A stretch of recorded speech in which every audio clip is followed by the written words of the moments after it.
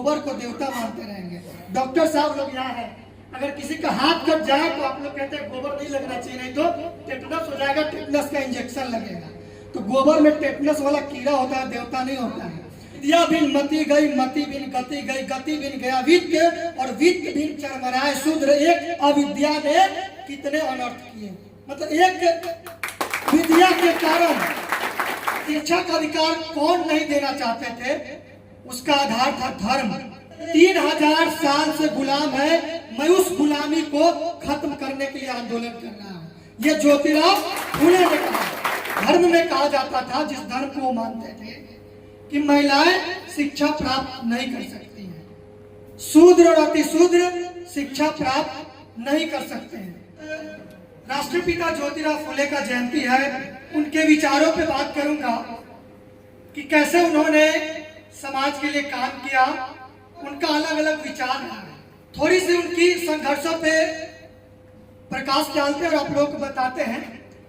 आज 11 अप्रैल को एक मूवी रिलीज हो रहा है, फूले, जो इनके जीवन पर आधारित है। शायद आप लोग ट्रेलर देखे होंगे। किस तरीके से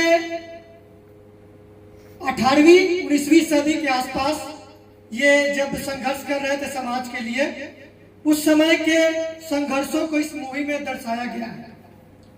जब ज्योतिराव फुले का जन्म हुआ था 1827 ईस्वी में, उस समय शूद्रों और अछूतों को पढ़ने का अधिकार नहीं था। ज्योतिराव फुले ने अछूतों और शूद्रों को 2 कैटेगरी में बांटा था और वो नाम दिए थे, जैसे आज के जो ओबीसी है, अदर बैकवर्ड क्लासेस, उनको वो शूद्र कहते थे, और जो आज के शेड्यूल कास्ट और शेड्यूल ट्राइब्स है, उनको वो अति शूद्र कहते थे। उस समय अछूत कहा जाता था। इन लोगों को शिक्षा का अधिकार नहीं था, और ये शिक्षा का अधिकार कौन नहीं देना चाहते थे, उसका आधार था धर्म। धर्म में कहा जाता था, जिस धर्म को वो मानते थे, कि महिलाएं शिक्षा प्राप्त नहीं कर सकती हैं, शूद्र और अतिशूद्र शिक्षा प्राप्त नहीं कर सकते हैं, क्योंकि ये धर्म के खिलाफ है। उस समय ब्रिटिश हुकूमत था और वे लोग शिक्षा के लिए काम करते थे। इसलिए इस मूवी में एक बात और कहा गया है, जब ज्योतिराव फुले इस सामाजिक कुरीतियों से लड़ाई लड़ने के लिए संघर्ष कर रहे थे, तो हमारे देश के जो स्वतंत्रता सेनानी जो ब्रिटिश हुकूमत के खिलाफ लड़ाई लड़ रहे थे, उन्होंने कहा कि आपको लड़ाई ही लड़नी है, बदलाव ही करनी है, तो आप अंग्रेजों के खिलाफ लड़ाई कीजिए, आंदोलन कीजिए। ज्योतिराव फुले ने कहा कि ये तो मात्र पिछले 1000 साल की गुलामी है, लेकिन भारतीय समाज के भारतीय लोग ही पिछले 3000 साल से गुलाम है। मैं उस गुलामी को खत्म करने के लिए आंदोलन कर रहा हूं। ये ज्योतिराव फुले ने कहा। और जब हमारा देश आजाद हो चुका है, लेकिन आज भी वो 3000 साल वाली गुलामी बरकरार है, लगभग कुछ रूपों में अभी भी मौजूद है। जैसे जात पात के आधार पर ज्योतिराव फुले एक बात कहते हैं कि भारत में राष्ट्रीयता की भावना का विकास तब तक नहीं हो सकता जब तक इस देश में वैवाहिक संबंधों और खान पान पर जातीय बंधन बने रहेंगे। ये ज्योतिराव फुले का कोटेशन है। जब तक इस देश में शादी विवाह जाति को देखकर होगा, खान पान जो सामूहिक भोज होता है उसमें जातियां देखी जाएगी, तब तक इस देश में राष्ट्रीयता की भावना का विकास नहीं हो सकता है। क्योंकि जब तक इस देश में जातिवाद रहेगा, लोग आपस में ही संघर्ष करते रहेंगे, उनको राष्ट्र की चिंता नहीं होगी। इतनी बड़ी बातें राष्ट्रपिता ज्योतिराव फुले कहते हैं। शिक्षा पर ज्यादा जोर दिया और उन्होंने अपने वाइफ के साथ मिलकर कई स्कूलों का निर्माण करवाया, जिसमें महिलाओं को और तमाम जो पिछड़ी और शोषित समाज के बच्चे थे उनको पढ़ाने के लिए उन्होंने स्कूल खोला, जहां वो अंग्रेजों से लिए और उनके मदद से वो स्कूल चलाए निःशुल्क। महिलाएं किसी भी जाति धर्म को उनको पढ़ने का अधिकार नहीं था संविधान लागू होने से पहले।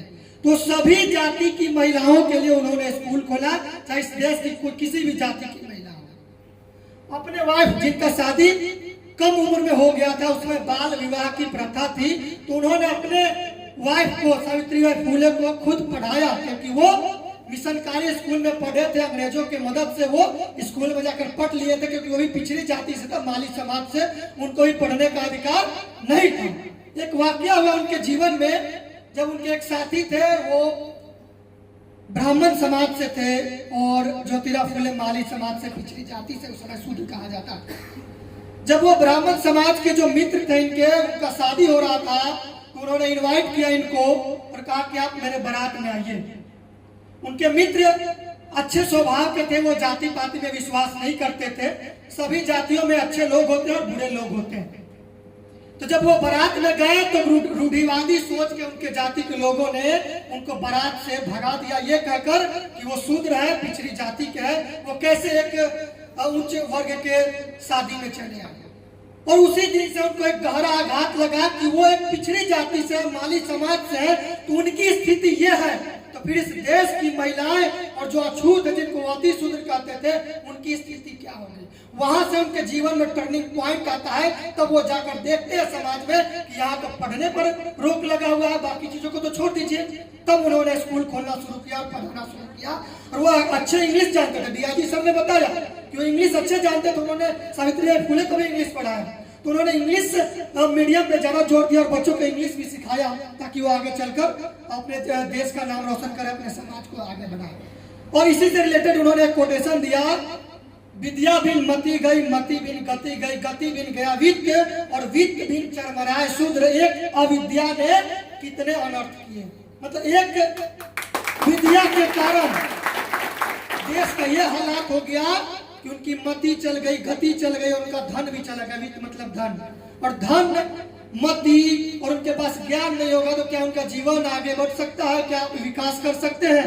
नहीं कर सकते हैं। तो इतनी सारी बातें ज्योतिराव फुले कहते हैं। और जैसा कि उज्जवल भाई ने बताया, उस बात को मैं दोहराना नहीं चाहता हूँ। लास्ट में ये कहना चाहता हूँ कि उन्होंने सत्य शोधक समाज की स्थापना की है 24 सितंबर 1873 ईस्वी को, जिसका उद्देश्य था सत्य का शोध करना। हमारे समाज के लोग, हमारे देश के लोग पाखंड और अंधविश्वास में लिप्त हैं। चाहे पढ़े लिखे लोग क्यों ना हो, वे लोग भी उसमें विश्वास करते हैं। उनके अंदर साइंटिफिक टेम्परामेंट नहीं होता है। उज्जवल जी ने कहा कि हम तो पढ़ाई करते हैं साइंटिफिक टेम्परामेंट की, वैज्ञानिकों की बात करते हैं, बायोलॉजी, केमिस्ट्री और फिजिक्स पढ़ते हैं, लेकिन उसको व्यवहार में नहीं लाते हैं। सिर्फ एग्जाम में लिख कर चले आते हैं कि सूर्य ग्रहण क्यों लगता है, सारी बातें लिखी गई हैं। चंद्र ग्रहण क्यों लगता है, सारी बातें लिखी गई है साइंस में। भूकंप कब क्यों होता है, ये बातें लिखी गई। लेकिन मानते क्या है हम लोग कि राहु केतु से सूर्य ग्रहण लग जाता है, चंद्रमा को ये कर लेता है, शेषनाग हिलता है तो धरती हिलने लगता है। हमारे देश में कई ऐसे बाबा है जो इस तरीके का ज्ञान देते हैं, लोग बैठकर सुनते हैं और ताली भी बजाते हैं। तो इस तरीके की बातों से बाहर निकलना होगा और साइंटिफिक टेम्परामेंट पर जोर देना होगा, ताकि हमारा सोच जो है नवीन तकनीकों की तरफ जाए, आविष्कार की तरफ जाए। पोंगा पंडित पाखंड में पड़े रहेंगे, आविष्कार नहीं करेंगे, गोबर को देवता मानते रहेंगे। डॉक्टर साहब लोग यहाँ है, अगर किसी का हाथ कट जाए तो आप लोग कहते हैं गोबर नहीं लगना चाहिए, नहीं तो टेटनस हो जाएगा, टेटनस का इंजेक्शन लगेगा। तो गोबर में टेटनस वाला कीड़ा होता है, देवता नहीं होता है। उसको खेत में फेंकिए, अनाज उगेगा, अच्छा सा खाद वाद होता है। तो इस तरीके की बातों में बिलीव नहीं कीजिए। अभी एक इससे पूछिएगा कि अभी देश में बड़ा प्रचलन चला है कि गौमूत्र पी लीजिएगा तो कैंसर ठीक हो जाएगा, है ना। डॉक्टर साहब बताइए, इसका वैज्ञानिक प्रमाण है क्या? ग्रोथ भी बोलता है कि ये सब फालतू की बातें हैं, बड़ा ये व्यवहारिक बात करता है। ग्रोथ को बताता है कि इसका कोई वैज्ञानिक प्रमाण नहीं है, जो लोग बोलते हैं झूठ बोल रहे हैं। तो किसी भी झांसे में आकर इस तरीके की बातों में बिलीव मत कीजिएगा। अब बस इतना ही मैं कहना चाहता हूँ। और आप लोग पढ़िए, आगे बढ़िए, साइंटिफिक टेम्परामेंट को लेकर आगे बढ़िए। डॉक्टर, इंजीनियर, तमाम चीजें बनिए। यहाँ पे डॉक्टर साहब लोग आए हैं, बताएं आप लोग कैसे क्या बनना है, नहीं बनना है।